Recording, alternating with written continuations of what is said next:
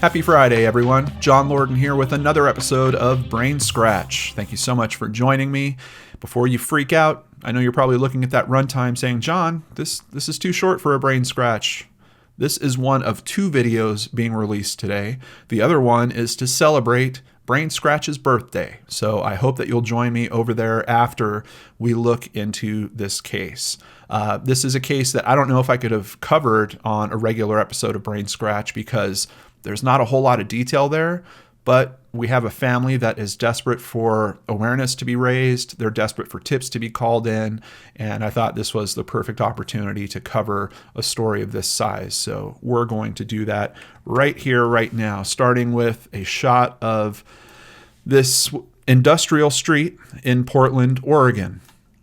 And if we pull back to the main map, we can see that the address on it is in the 6200 block of North Marine Drive. A couple of just, industrial type businesses. We've got a factory. We've got solar power systems, a paint and decor center. But there is something that is found in this area that kicks off this whole mystery. And let's start with coverage over at KATU.com. From September 5th, 2018, crews extinguish vehicle fire in North Portland, find body inside. And there's some footage. Of course, I'll have links to this in the description box below. You can go through all these same articles with me. I also include extra links down there occasionally of articles I don't necessarily use, but if I find some information there and it happens to come out during the episode, I include those down below as well. So don't be surprised if you see other articles down there. I'm just trying to give you guys as much information as I can on all this. The vehicle fire was reported at 1:01 a.m. in the 6200 block of North Marine Drive. Portland Police Bureau responded to the incident after Portland Fire and Rescue discovered the dead person. Homicide detectives will lead the suspicious death investigation. Criminalists with the Forensic Evidence Division will also assist in the investigation. An employee of a nearby business told KATU he reviewed the building's surveillance video with police officers and said the video showed a person set a white sedan on fire, then hop into a waiting pickup truck with another person and drive off. And if there is a saving grace about this case, we just bumped into it. There is footage. It was clear enough for them to see what's going on. What's interesting is we don't have a better description for the pickup truck. We just know that it was a waiting pickup truck. But what we do know because of this is two people are involved with at least leaving this vehicle there and setting it on fire. Now, obviously, this happened several months ago, and we're covering this on the channel. I have not heard of any developments in terms of identification of that pickup truck or either of the two people that it seems like are involved with this. So obviously, that's why I want to cover this case with you guys and ask for your help in terms of sharing this information with any friends or family, acquaintances, anyone that you happen to know in the Portland, Oregon area. At least 3 businesses share the parking lot. The car was found at one of the driveway entrances. Managers of 2 of the businesses said the car was not familiar to anyone and that all their employees were accounted for. I do wonder, and I always wonder when I hear about cases like this, is there some tie to that location for someone that's involved with this crime, or is it just completely random? Is it a street that they happened to drive down once, they remembered, and they brought this car to and set it on fire with a body in the trunk? But there's no way to know that at this point. Let's continue with coverage over at kptv.com. Looks like this is a local Fox affiliate for Oregon, and here you've got a very clear picture of the fire. It looks like the fire was going fairly strong, and unfortunately, based on what I'm seeing in this picture, the driver's side door, the whole front looks like it burned out very, very hard. So trying to collect any type of DNA evidence or trace evidence about who could have driven the car there, I don't know how easy that's going to be in a case like this. I'm hoping that law enforcement has better tools than I'm aware of doing that. Police have identified a man found dead in the trunk of a burning car in North Portland. Firefighters found the body in a white 2003 Chevy Impala. Police on Thursday identified the body as 28-year-old Andrew P. Hathaway. The Oregon State Medical Examiner's Office says Hathaway died of homicidal violence. Now, interestingly, if you guys remember last week's BrainScratch, that is a term that came up when we were talking about the case of Tom Bierson. And in that case, we didn't really get an official explanation from law enforcement about what that means. This case is a little similar, but we do have a family member that is talking a bit more about the details. So we do get to learn a little bit more about what they consider homicidal violence. And this is a big question. I actually did an interview with Kim, who does the Who Killed Tommy podcast that I mentioned in last week's episode. So you might want to check out that podcast. Obviously, I'll be on an upcoming episode. But she was really drilling me about this term. Like, have you heard this term before? And I do believe I've heard it in a few cases, but typically it's like the first part of the conversation. They'll say, yeah, it's homicidal violence, but by means of, and then you'll find out kind of more detail. I still haven't seen a case like Tommy's. This one is kind of close because the detail is coming out, but it's really coming out through the family. So I don't know if this is some type of new method of operation that police departments are starting to use. It's kind of interesting to me why they're not engaging the public. And in this case already, I'm really curious why there isn't some still shots of that vehicle that have been released from the security cam footage, just so that locals could take a look and say, hey, you know what, I know that vehicle. Unless potentially the vehicle's already been identified and maybe police have already found that and don't need that type of help, which I would like to assume in a lot of these cases that that's what's going on, that the answers are already there. But it's tough, when you're just being a concerned citizen from the outside looking into this stuff. But let's continue. Based on current information, police do not believe there is a danger to anyone in the community. No arrests have been made and no suspects have been identified. Detectives continue to investigate. And I don't want to harp on that statement too much, but I do think it's a little strange to say there's no danger to anyone in the community when we don't really know what's going on with this case. I don't know, like I was just saying, maybe they know exactly who did this. Maybe they already know the motive, and maybe that's what they're trying to clear up. I would assume, since we're several months after the fact now and the family's asking for help, that I don't know if I really believe that at this point. But to say there's no danger to anyone in the community when you've had a person that has been killed and put in their trunk and the whole car lit on fire, it's a little hard for me to believe. That's all I'm saying. I'm not saying it's not true. It's really difficult to believe. So here is a picture of Andrew Hathaway. This is one of the more common pictures you're going to see of him. I have several other pictures we're going to get to here very soon, but we need to know a little bit more about Andrew and what's going on with his life that might have led to something like this. Thankfully, his family is opening up a little bit about a month after the vehicle is found. We see an article here from October 15th, 2018 at KATU. Family pushes for more clues on son's murder. A family is pushing police to take a second look at their son's murder. Police have no new clues, so the family is asking the public to help find their son's killer. CrimeStoppers is offering a $2,500 reward for any information on this case. Of course, I'm going to have links to CrimeStoppers, and there's kind of two rewards being offered at this point. We'll get to that more later in the video, but I have all the contact info that you need down in the description box below. A memorial for Hathaway now sits inches away from where police found his body. His mother, Morgan Bennett, said they shared a close relationship. He was just full of life and love and was taken too soon, she said. Bennett said she knew something was wrong when he turned his phone off on her birthday. The next morning, police told her Hathaway was murdered. Bennett said police told her he was stabbed multiple times and then was stuffed into the trunk. So this is where the source is coming of what actually happened to him. It's his mother that is essentially giving this information to the media. And if the car being burnt with a body in the trunk wasn't bad enough, we now know that there's a brutal attack on top of that. And according to the information we have from that camera, sounds like two people are at least somewhat involved. it's interesting because I'm working on another case.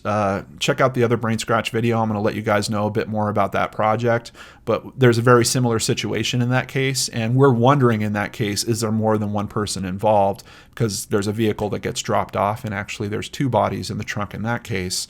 But here, they've got it very clear. Even if only one person's responsible for the stabbing, there are certainly two people that are working together for the drop, for them to go and leave that vehicle, set it on fire, and then someone is the driver for another person to get them out of that situation. So pretty interesting that we have this level of detail on a case like this, and we still haven't quite seen the movement that I would expect. Speaking of the car, the white Chevy Impala belonged to his girlfriend, Nikki Janke. When he asked me if I was his ride or die, I never thought it would come down to this. He's actually dead. Never thought it would go that way, she said. Janke said they both battled with addiction.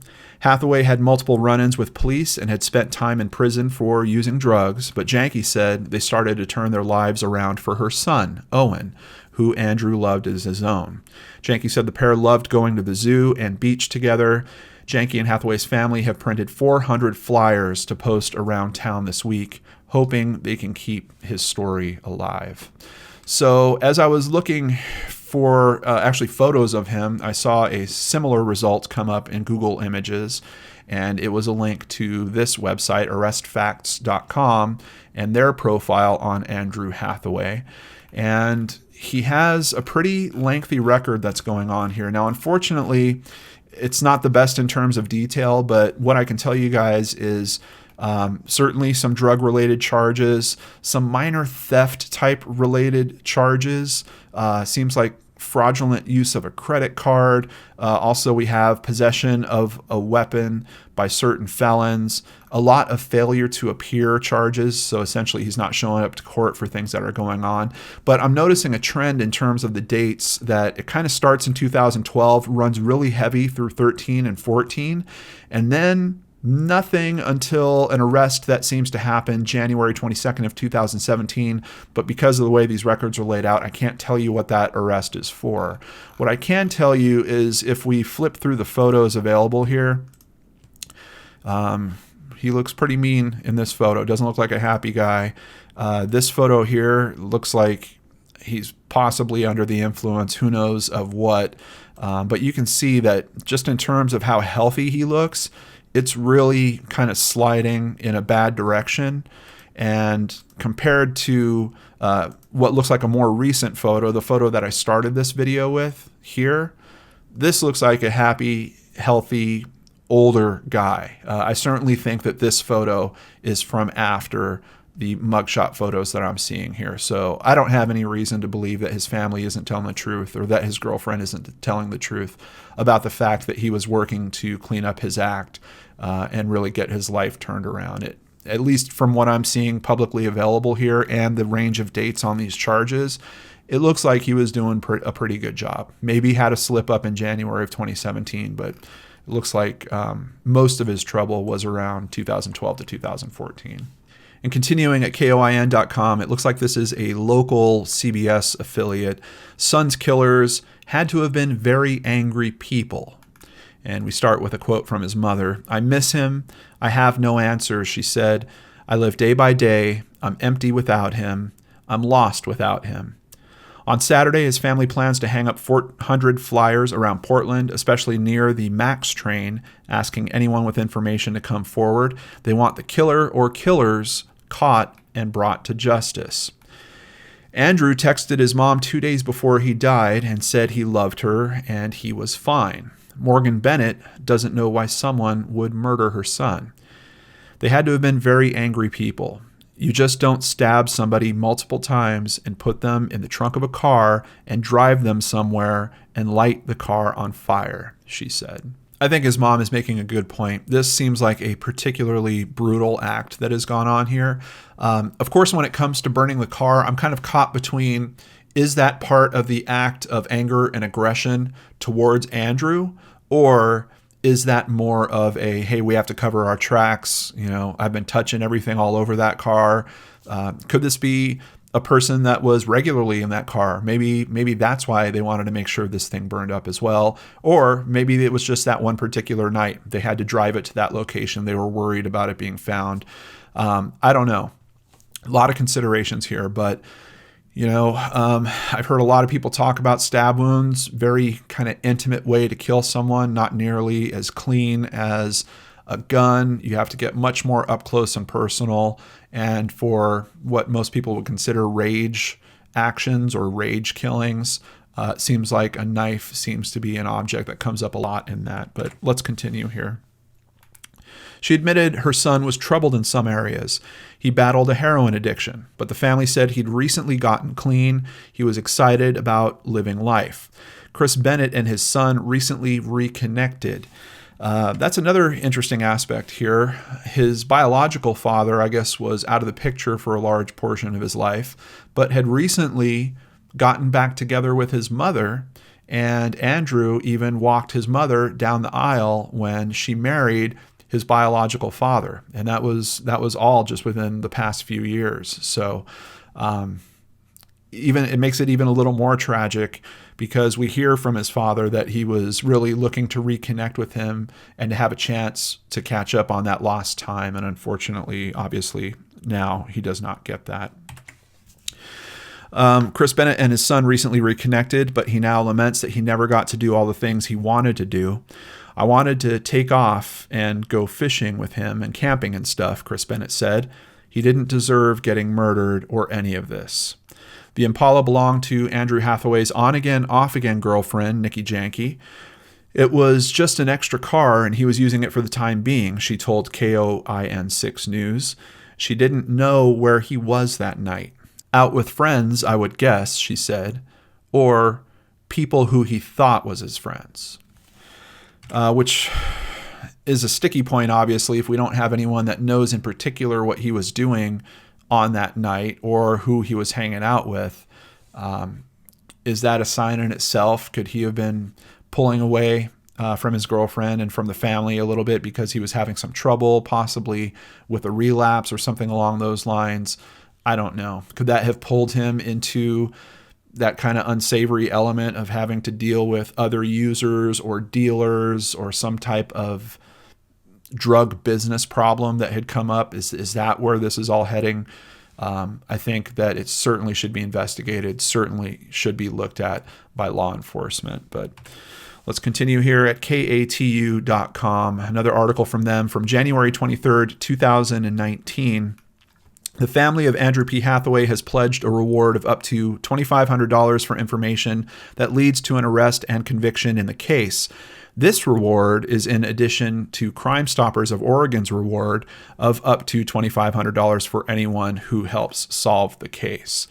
Now, there's an interesting twist here, and I don't know if this is really helpful for this case. So I don't know if the family has any influence on this or any way to address this, but typically when I see family members want to increase rewards or something like that, they'll actually work with CrimeStoppers, and that money will be placed in some type of escrow with CrimeStoppers, and then CrimeStoppers increases their total reward.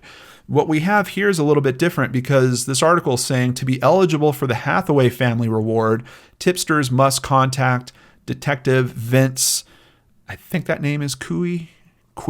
I'm not positive. I've never seen it before, but they're saying essentially that they have to contact one of the detectives that's working this case. So if that's true, if let's say I did have the piece of information they needed to solve this case, I don't see a way where you could actually collect $5,000 for solving this case.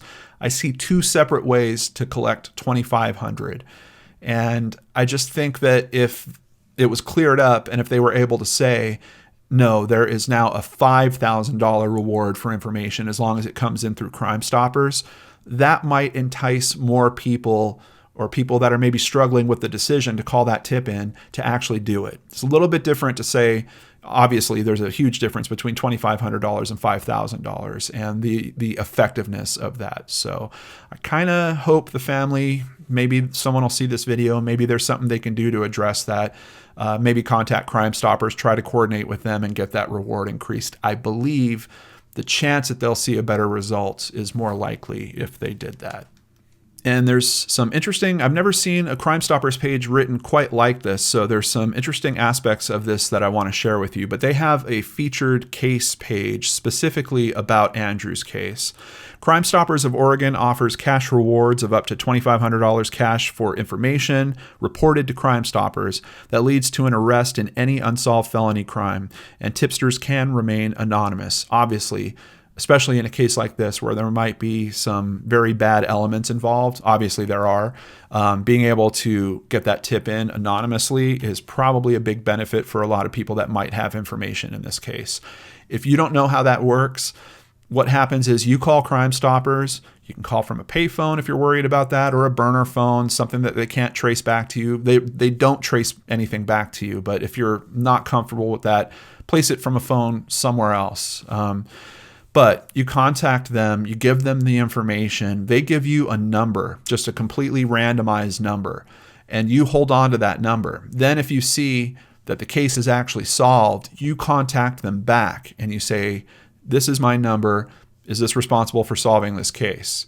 So outside of you doing the footwork to collect that reward, there is no mechanism for them to track you. There's no way for them to come after you, nothing like that. It is completely anonymous. It's designed that way. It's employed basically all over the US because of that specific feature. So just wanted to put that out there because I know a lot of people don't understand quite how that whole, how do you get a reward if you're tipping anonymously thing works. Information learned from social media sites such as Facebook, Twitter, or YouTube should be shared, as these tips may lead to the identification of a suspect or suspects. Links can be shared anonymously through CrimeStoppers, and there's a website link which I'll include down below for that as well. But they're also saying to submit an anonymous tip, you can visit the App Store, download an app called P3 Tips, and that will allow you to submit secure and anonymous tips. They've also got the online link at p3tips.com, or a phone number where you can call it in. So they've got many different ways for you to contact them if you do want to get information in on this case. And I hope that you will consider that. We've got a family that is very upset. We've got an investigation that is not engaging media. I can't say that it's not progressing well, but I can say it's not really engaging media. We know that there's video out there. The video is not available, or stills from the video are not available. There's a high chance that there's a vehicle being looked for, that there's a few people associated with that vehicle being looked for. And I just don't know if it could be they're identified already. I really don't know. But if I was sitting in the family's shoes, I'd be concerned, and I'd be asking, where is that footage? Why can't we get some stills out on that? Unless police have already told them that we've found it and that we're looking for more evidence. But even in that case, still put some stills out, because if you need more information about that particular vehicle, even if you've already identified it, how are you going to get that? The public has no way of knowing what the heck we're looking for. So it could be that releasing that still, even if that vehicle is identified, might actually generate some tips for law enforcement. So who knows? Maybe we'll see them do that in the future. So what do you think's going on with this case, Brain Scratchers? Do you think this is his past catching up to him? Possibly something related to that drug addiction he's struggling with? Maybe something from his rap sheet from the past coming back to haunt him? I don't know, but let's talk about it in the comments down below. Before we end today's somewhat brief episode of Brain Scratch, I just want to thank several new patrons, starting with Gia Alonzo Klein, Lori Halstead, Amy Hegerfeld, Pamela Miller, Naush Anderson, and Carla, is it Helene or Helen?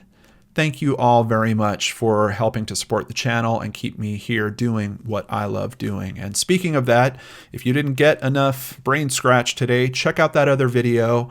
It's been 4 years of Brain Scratch. We're going to talk about the past, maybe a little bit about the future, maybe talk a bit about a special project that I have coming up this year. I don't think you want to miss that. So I hope to see you on the Brain Scratch birthday video real soon here on the Lord Narks channel.